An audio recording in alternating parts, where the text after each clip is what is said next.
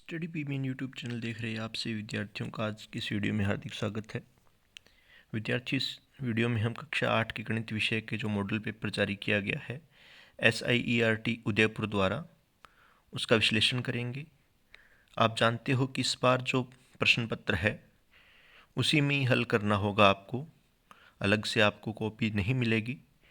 तो इस बार जो प्रश्न पत्र आएगा उसका एक प्रारूप अपने सामने है जो SIERT उदयपुर द्वारा जारी किया गया है। कक्षा 8 के जो बोर्ड परीक्षा देने वाले विद्यार्थियों के लिए बहुत ही उपयोगी वीडियो है, तो आप इसको शुरू से लेकर अंत तक ज़रूर देखें। तो चलिए शुरू करते हैं। इस मॉडल पेपर में जैसा कि आपको पता है कि जो आपका समय रहेगा 2 घंटे और 30 मिनट रहेंगे और जो पूर्णांक होंगे वो 80 होंगे। सबसे पहले फर्स्ट पार्ट में इसमें ऑब्जेक्टिव टाइप के प्रश्न आएंगे, जैसे कि प्रश्न आपको दिख रहे हैं।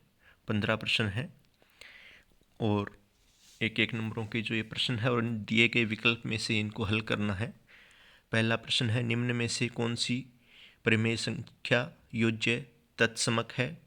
तो आप सभी जानते हो कि शून्य योज्य तत्समक कहलाता है। ए इसका सही जवाब हो जाएगा। दूसरा प्रश्न, -5 का गुणात्मक प्रतिलोम पूछा गया है, तो इसका जवाब हो जाएगा -1/5। सी इसका सही जवाब होगा। तीसरे प्रश्न में 6x = 12 का हल पूछा गया है, तो 6 का पक्षांतरण करने पर वह भाग में आ जाएगा 12 के, और 2 सी इसका भी सही जवाब होगा। इसी तरह से आगे जो प्रश्न है, समीकरण 2x - 3 = 5 में चर कौन सा है? अपने को बताना है कि चर कौन सा है।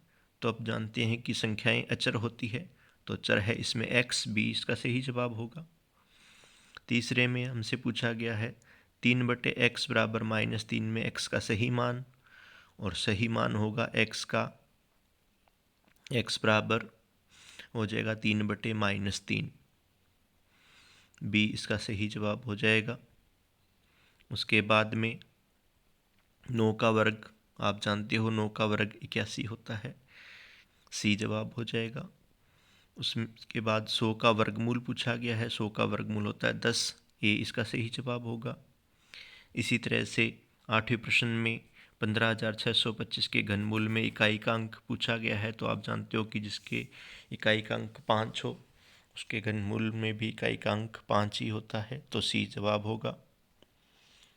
फिर 9वां प्रश्न है, किसी कक्षा के 40 विद्यार्थियों में से 60% प्रथम श्रेणी से प्राप्त हुए, तो प्रथम श्रेणी से प्राप्त विद्यार्थियों की संख्या पूछी गई है, तो हमें 40 का 60% निकालना है। 40 गुणा 60%, तो 40 गुणा 60/100, 24 इसका जवाब हो जाएगा बी।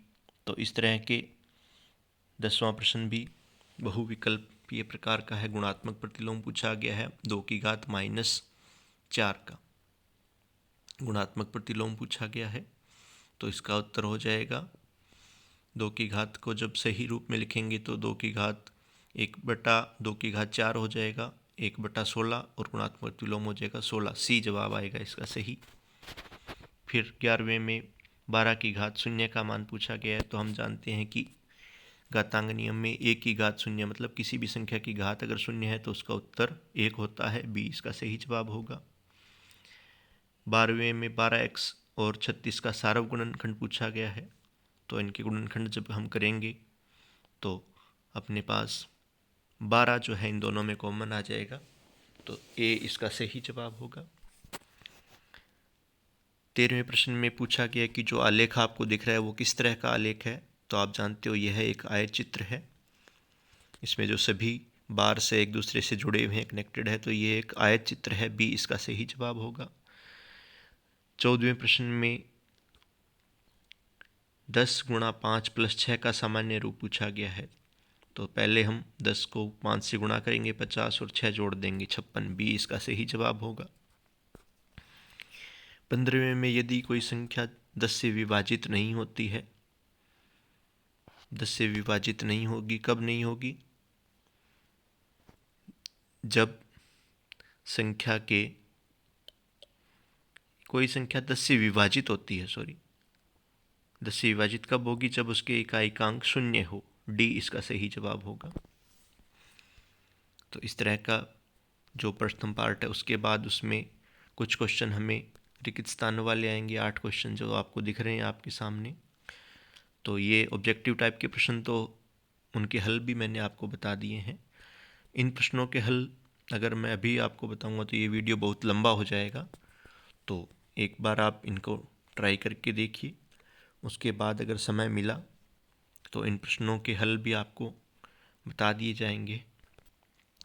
आप इसमें देख रहे हैं कि कुछ प्रश्न हमें क्या होंगे, सही उत्तर चुनकर लिखने होंगे। 2 उत्तर दिए हैं और वो रिक्त स्थान भरने होंगे। इस तरह का प्रश्न प्राप्त होंगे। उसके बाद कुछ अपने को प्रश्न सत्य असत्य के प्राप्त हो जाएंगे। सत्य असत्य के प्रश्न हैं। कुछ प्रश्न मिलान करने वाले प्राप्त होंगे। ये सभी प्रश्न हमें क्या करने हैं कि इसी जो आपका प्रश्न पत्र है उसी में इनको हल करना है।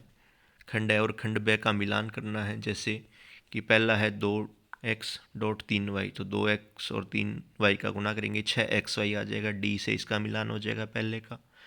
दूसरे में इन सबको जब गुणा करेंगे तो x 2 बार है, x square y square z square a से मिलान हो जाएगा। तीसरे का मिलान हो जाएगा सी से। चौथे का मिलान हो जाएगा ई से। और पांचवें का मिलान रह जाएगा बी से।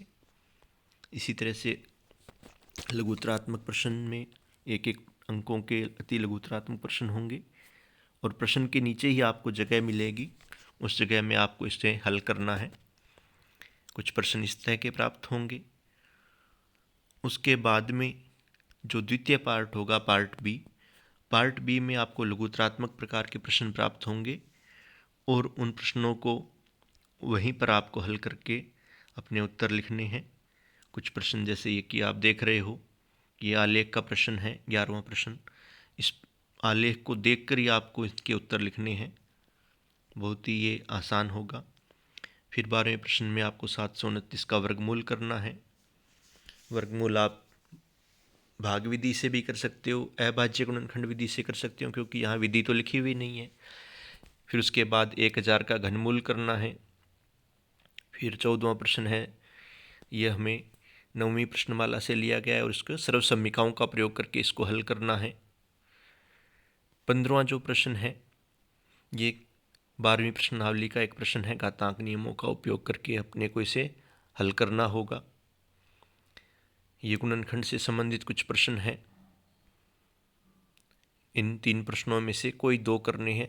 अब देखो अपने यहाँ लिखा हुआ है कोई 2, तो हमें इन 3 में से 2 ही प्रश्न करने हैं। चाहे आपको तीनों आते हों, पर हमें प्रश्न 2 ही करने हैं। जो जगह आपको कॉपी में उपलब्ध होगी, उस प्रश्न पत्र में ही उपलब्ध होगी, उसी में करना है।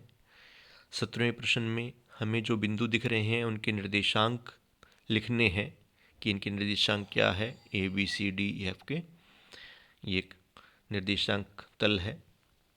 फिर जो तीसरा पार्ट होगा उसमें बड़े जो 4 अंकों वाले प्रश्न हैं वो आएंगे। ये जो प्रश्न है तीसरी प्रश्नमाला से है। इनमें x और y के मान हमें ज्ञात करने हैं। इसी के अथवा में एक प्रश्न है। अब अथवा वाले प्रश्नों में 2 में से एक ही प्रश्न हमें हल करना है, दोनों प्रश्न हमें हल नहीं करने हैं। इसी तरह से 19वां प्रश्न है, इसमें एक पाई चार्ट बनाना है। प्रश्नमाला 5 से ये प्रश्न है। और इसी के अथवा में जो दूसरा प्रश्न है उसमें हमें एक दंड आलेख बनाना है। पहले बारंबारता बंटन सारणी बनानी है और उसका एक दंड आलेख अपने को खींचना है। इसका जो ग्राफ होगा वो भी आपको प्रश्न पत्र में ही उपलब्ध होगा। उसके बाद जो 20वां प्रश्न है ये प्रश्नमाला 8 से संबंधित है। इसमें हमें एक साधारण ब्याज चक्रवर्ती ब्याज और साधारण ब्याज का जो प्रश्न है वो है।